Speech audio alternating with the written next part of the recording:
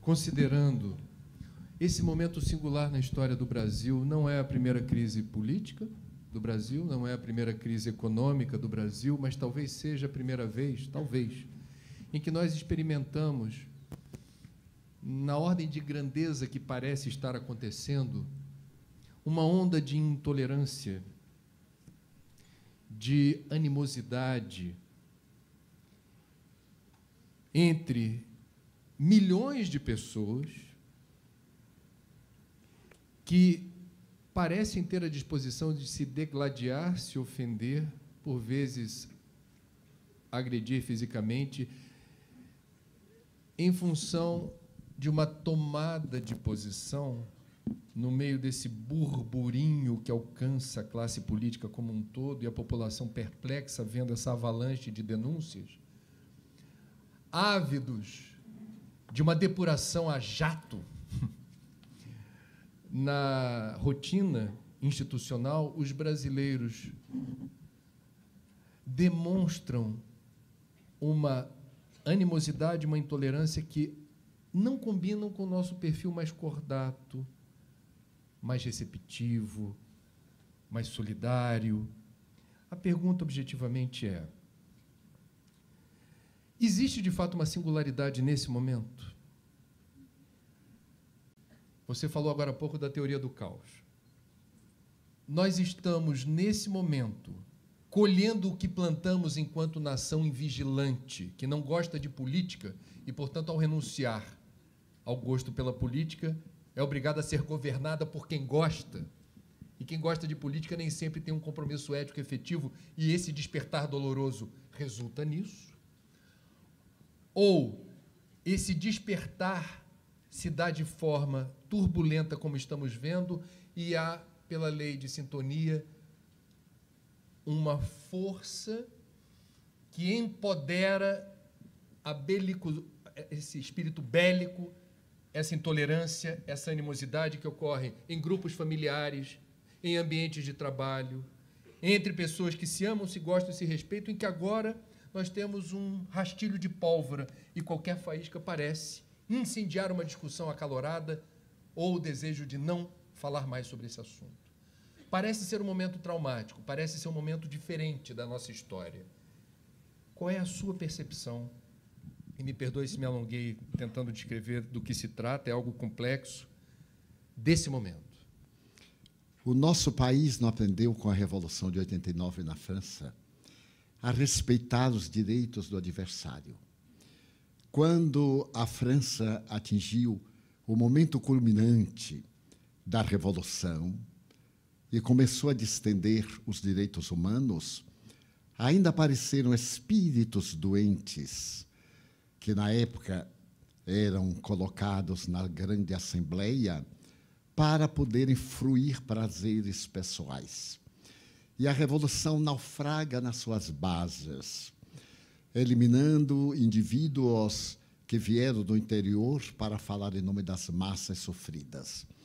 O Brasil adquiriu o hábito de deixar-se governar por pessoas cuja habilidade era o autoenriquecimento, em detrimento das necessidades coletivas das massas.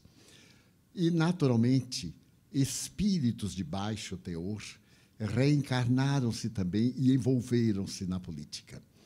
Nessa tradição de pessoas generosas, que a política seria um meio ruim para pessoas sem princípios, quando esquecem do que escreveu Aristóteles na política, que é o melhor meio de dignificar um povo, a verdadeira política não é essa politicagem que vemos aí. É uma ciência de valores de anciãos, de pessoas nobres, qualificadas, sem o mínimo interesse de remuneração pecuniária, com o grande interesse de bem servir, doando à pátria os seus valores mais elevados.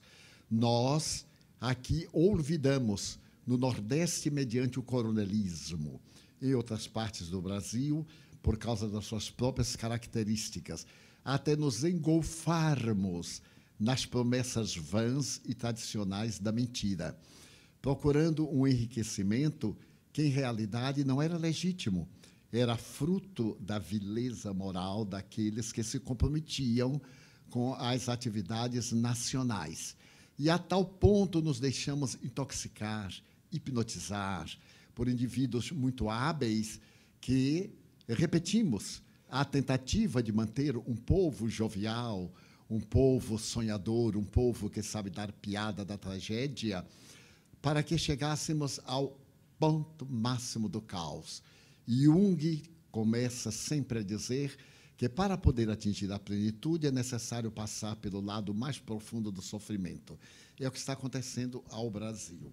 Mas, felizmente, enquanto espíritos inferiores se reencarnaram para interromper a missão do Brasil como pátria do Evangelho e coração do mundo, espíritos nobres, como José Bonifácio de Andrade de Silva, Rui Barbosa e outros idealistas e ideólogos da política do passado, também estão reencarnados no idealismo, vinculados a determinadas crenças religiosas que os tornam homens mais vígeis, mais sólidos, não vendáveis, com necessidades aprendidas fora do nosso país, em países mais sérios e mais rígidos, para poder fazer a grande mudança que também se vai operar em nossa pátria. Neste momento, nós estamos vivendo o caos espiritual também no movimento político, partidário ou não partidário. Mas como nós, durante muito tempo, fomos levianos, agora a nossa responsabilidade está surgindo nessa maneira de expressar a cólera e os nossos sentimentos vis, porque somos conscientemente responsáveis pelo que está sucedendo e não queremos assumir a responsabilidade.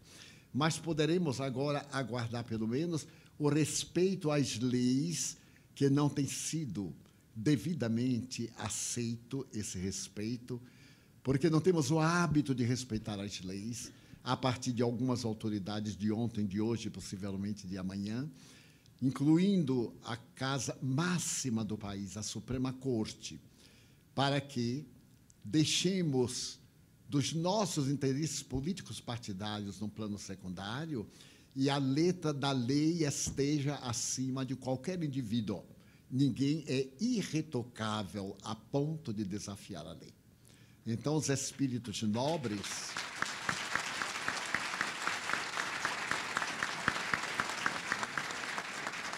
estão confiantes que o país sairá do caos com grandes arranhões, mas ele realizará a sua missão de pátria do Evangelho e de coração do mundo.